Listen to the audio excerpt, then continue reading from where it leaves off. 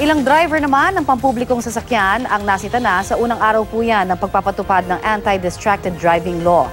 Pero may mga natikitan na kaya at papaano nga ba ang mga pribadong sasakyan?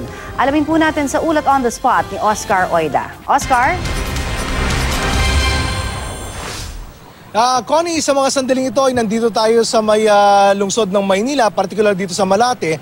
At sa ating likuran ay nakita natin yung mga gawad ng LTO Law Enforcement Services na nagsasagawa na nung kanilang operasyon patungkol dito sa tinatawag na Anti-Distracted Driving Act na ipinapatupad na dito sa buong Kamaynilaan, sa buong bansa actually.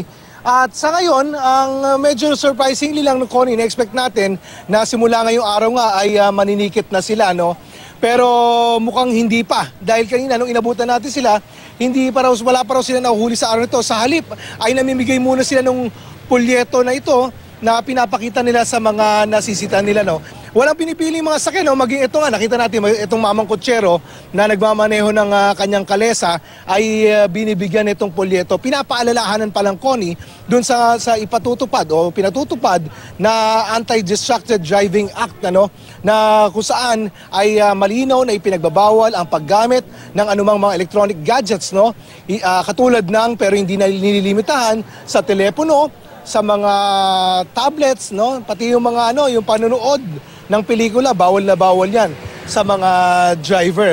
At para bigyan linaw itong isyong ito, kaugnay nga ng pinatutupad na Anti-Distracted Driving Act, makakasama natin yung field team leader ng LTO Law Enforcement Service, particularly yung mobile unit dito sa Malate, si Mr. Jaime Ballesteros. Sir, magandang umaga.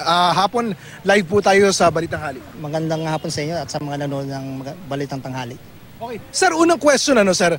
Kahapon kasi sinabi na ng DOTR, ng LTO na ngayon na yung implementation o pagpapatupad nitong bagong Anti-Distracted Driving Act, Pero sir, bakit hindi pa tayo naninikit ngayon? Sa halip namimigay muna tayo ng mga handouts.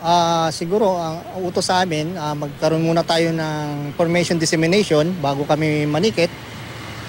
Siguro pagbibigyan namin ng publiko na mga 30 days siguro kung maaari para malaman nila ang batas tungkol sa anti-distracted driving. Okay. Sir, 30 days.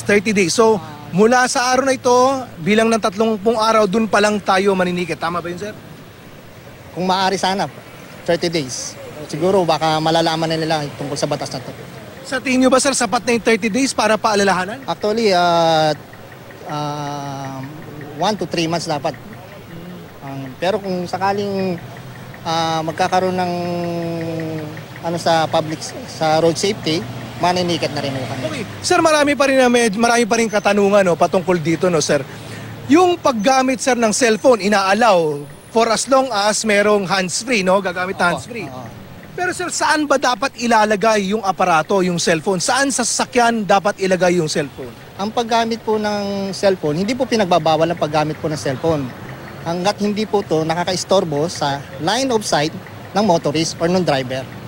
Maaari po nilang ilagay sa mga lugar na hindi makakaistorbo sa kanila. Tulad lang saan, sir? Kunwari sa dashboard natin. Basta wala lang po sa line of sight ng driver na hindi sila makakaistorbo habang sila hawak niya manibela o habang siya nagmamaneho. Sa ilalim? Sa ilalim, pwede po. Sa may ilalim ng aircon, pwede doon? Opo, basta't wala po sa line of sight. Siguro naman po, wala na po sa line of sight yung sa ilalim. Basta wag kakalikutin habang nagmamaneho. Opo, kung pwede po nilang, kung talagang kailangan nilang gamitin ang cellphone, pwede po nilang itabi ang sasakyan, huminto sa isang safe na lugar at doon nila gamitin ang cellphone. Okay, so iihinto mo. Dapat for as long as hindi ka nakakasagaban. Hanggat hindi siya nakakasagawan sa... Sir, may mga tatanong din, yung pagkain daw habang nagmamaneho, kasama ba yun? Wala sa IRR yun eh. Ang nakalagay lang sa IRR yung mga electronic gadget like monitor, cellphone, radios, yun lang po. So gadgets lang, malinaw po gadgets lang yung binabawal? Opo, like cellphone, monitors, laptop, computers, and yung monitor sa harap, yung mga ginagamit ng ibang van, di ba, na may TV sa harap na nasa in-line of sight nila, bawal po yan. Okay. Sa mga bus, makikita niyo po sa bus, di ba, may mga TV silang malalaki. Kung maaari po, tanggalin nila, ilipat nila doon sa hindi po nakakasagabal sa driver, na hindi nakikita ng driver. Paano sir yung mga sasakyan na may built-in na television? Kunwari, pamilya nanonood, yung driver nandito, ano, pwede bang sabihin na patayin na lang yung TV? Ano ba yun? Bawal po yun, basta't po nasa inline of sight ng driver. Maaari po, ilipat nila sa likod. Na pwede lang manood is yung sakay niya. Pero kung makakaistorbo po sa motorist o dun sa nagmamaneho, bawal po yun. Okay sir, bigyan ko kayo ng enough na panahon, paalalahanan po natin ulit ang publiko patungkol dito po sa Anti-Distracted Driving Act. Opo, pinaalahanan po namin lahat ng motorista na gumagamit ng papubliko, pribado o diplomatic man po na sasakyan, bus, na papubliko o pribado. Pinapatupad na po ng LTO sa pamumuno po ng aming ASEC, si ASEC Galvante, ang batas na 10913. Ito po ay Anti-Distracted Driving Act na pagbabawal po sa mga paggamit po ng electronic gadget habang kayo po ay nagmamaneho. Kaya po ng cellphone, radios, TV monitors, laptop, and computers po. Okay, maraming salamat po si Mr. Jaime Ballesteros, team leader po ng mobile unit ng Law Enforcement Service ng LTO. Samantala, pagpapatuloy po sila, tuloy-tuloy yung gagawin nilang operasyon hanggang sa maghapon, sisitahin yung mga makikitang gumagamit ng cellphone, yung may mga telepono na visible sa dashboard at maaaring makaapekto sa pagmamaneho ng driver.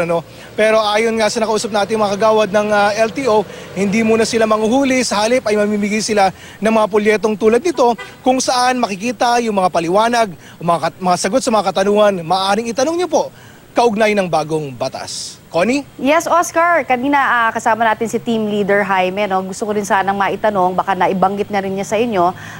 Ano bang magiging diskarte nila dito? Kasi katulad nga ng observation pa rin natin dun sa mga iba pang batas. Halimbawa, yung pagkasusuot ng seatbelt, hindi ba? Yung heavily tinted vehicles, bawal supposedly yan. Pero ang dami naman natin nakikita na walang seatbelt, walang kumbaga yung mga heavily tinted, di naman nasisita. Ano naman ang magiging assurance na itong batas na ito na sa tingin ko medyo mahirap din talagang manita kung ikaw ay enforcer, di ba? Talagang kailangang tignan mo mabuti kung nandoon yung gadget o wala eh. So paano daw nila gagawin yan para maging effective ang panghuhuli, Oscar? Well, sa pakipag-usap natin sa kanila, Connie, mukhang itong mga tao, particularly na sa field, mukhang magre-rely sila sa kanilang keen observation, kung yung makikita nila ng pamamagitan ng kanilang mga mata, yung mga gumagamit ng cellphone, Bukod pa dyan, tama ka, Connie, Bukod pa dyan yung iba pang mga violation na dapat nilang bantayan, particularly sa paggamit ng seatbelt at iba pa.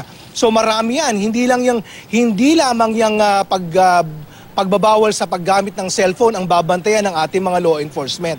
Well, of course, antabay naman, kasangga naman nila dyan, yung MMDA na mula sa Metro Base ay gagamit ng kanilang mga CCTV to monitor itong mga motorista. Pero napakarami, Connie, ng mga motorista. At iilan lamang ang ating mga law enforcers. At tama ka, napakarami ng mga violation na kanilang babantayan at kailangan sitahin at kailangan tikitan.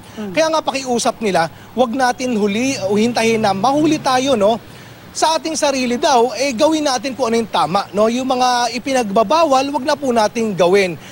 Ito naman daw po ay para rin naman sa ating kaligtasan, pati na rin sa kapakanan ng ating iba pang mga kapwa motorista. Connie? Linawin natin kasi may ilan din na nangangamba, baka ito ay maging source din again ng corruption.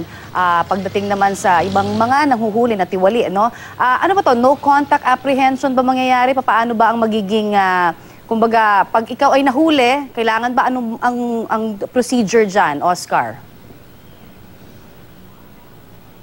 Okay.